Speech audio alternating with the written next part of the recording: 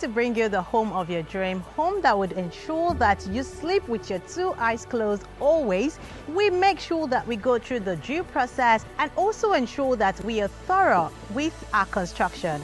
I am currently at the Lekki Pride 1 apartment, and yes, we know we've rolled out a lot of processes that we are going to go through with the Lekki Pride 1 apartment, and today I am going to quickly bring you an update on how far we've gone. I told you that our men are back on site, and guess what? Another stage is currently ongoing, which is the pile cap test. I'm just going to quickly take a walk to see what has gone down here, and of course you know that this is different from the last time I brought you an update. Let's go.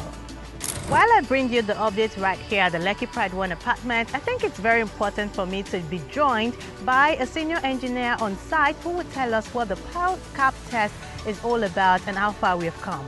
And here is Engineer Larry. Engineer Larry, how are you today? And I know that you've been working so much back to back, but tell us a bit about the test that has gone down here at the Lekki Pride 1 apartment. Actually, about the piles, we've had two tests basically. Okay. That is the pile integrity test and the pile load test. So after the pile integrity test, the consultant advised us to pick one of the piles to check for the to use for the pile load test. That is the one with the worst result. So you can see at that area down there, that is where the pile load test was done. So they are just dismantling their equipment. So after we wait for the result before we instruct the contractor to either proceed or not. So what is the test? What is the relevance of this test to the construction? Test whether the pile has the capacity to take up the load estimated for the building. The pile load test is usually done with about 1.5 times the expected load on the building. So the pile will be loaded in anticipation of the future load coming on it, by about 50% more.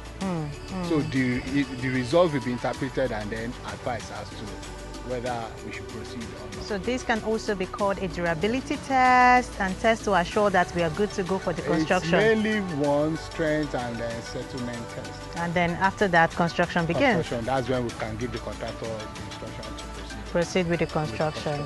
Interesting times ahead, as you can see right here at Lekki Pride 1, bringing you more updates. Thank you so much, Engineer Larry, for joining us in this conversation. We'll be back to see how far work has gone.